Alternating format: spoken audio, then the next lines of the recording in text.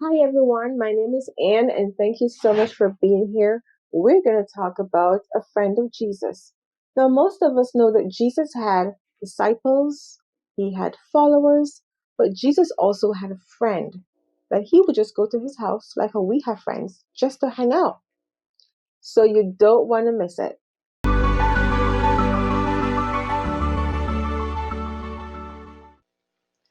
In John chapter 11 talks about a man named Lazarus. Now, Lazarus was a friend of Jesus. And when Lazarus became sick, his sisters, Mary and Martha, they sent a message to Jesus and to let Jesus know that Lazarus is sick. And when Jesus got the message, he said to his disciples, Lazarus is sleeping. And his disciples said, well, it is a good thing. If Lazarus is sleeping, then it's a good thing. And I understand that because after all, if you're sick and you're sleeping, then you're getting some rest to get better, right? So the disciples did not understand what Jesus was saying. So Jesus said, Lazarus is dead. And so Jesus waited 2 days. One, two. And then he began his journey to the town where his friends lived.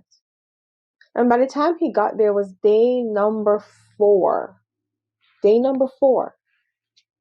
And Lazarus was already dead. And you can imagine he probably starts smelling too. He was dead and buried actually. And so his sisters came out, Mary and Martha came out, and they said, Lord, Lord, if you were here, our brother would have been alive. And they were crying, and their neighbors and friends were crying. And Jesus was sad too. The Bible said Jesus wept. And I honestly think the reason why Jesus wept is because little did they know that the Savior of the world was in the midst of them and that nothing is impossible with him. And so Jesus said, take me to the tomb where Lazarus is laid. And so they took Jesus. And you know, something happened that day. Jesus did something that day. He rose Lazarus from the dead. And everyone saw. I can imagine the amazement of everyone. And that day, as a result of that, many Jews, Lazarus' friends and neighbors, maybe other family members, accepted Jesus as the Son of God.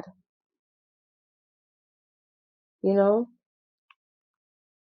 that story made me think.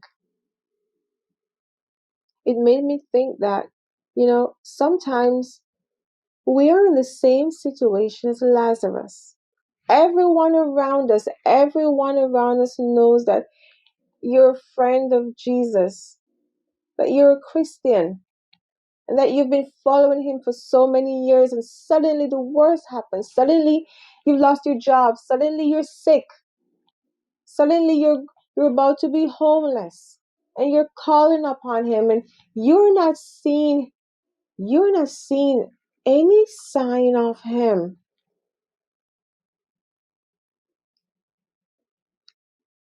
And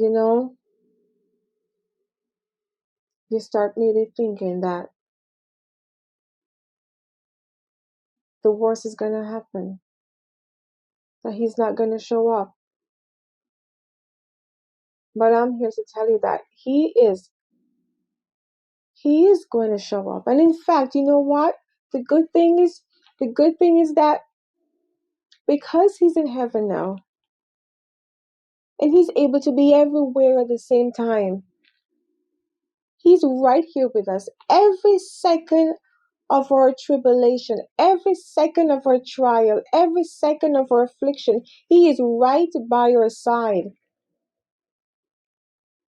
So unlike Lazarus, who waited 4 days, we don't have to wait 4 days because Christ is right here. But sometimes we have to wait for him in his time to act. Because sometimes He's waiting on the right time, at the right moment to act. Because of Lazarus' experience, many, many Jews accepted Christ as the Son of God.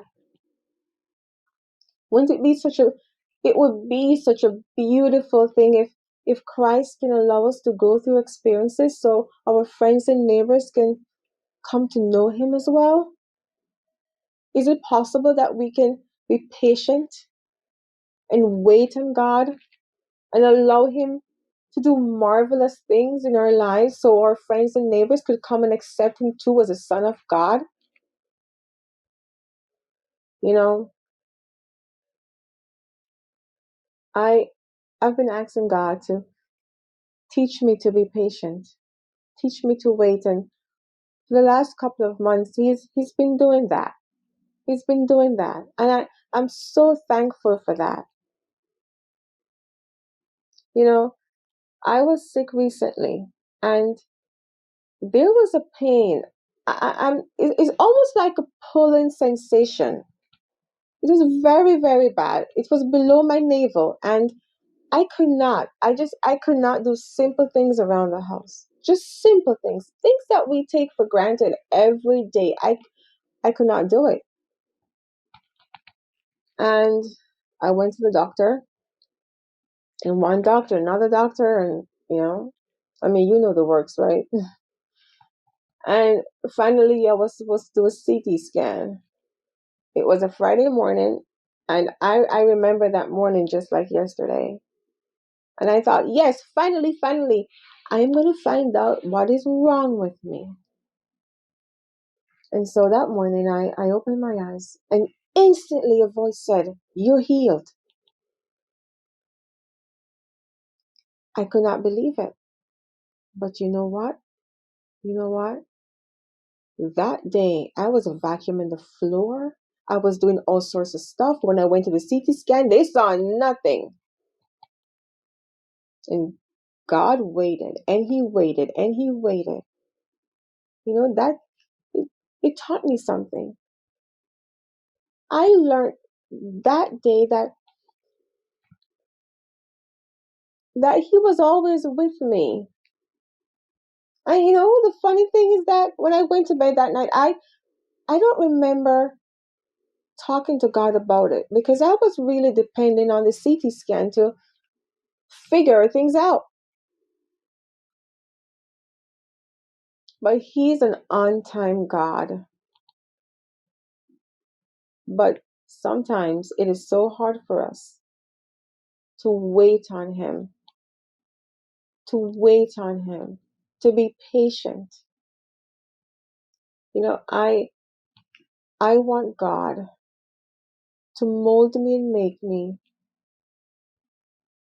so I can be a living sacrifice for Him. So He could place me in situations where my situation could bless others, could comfort others,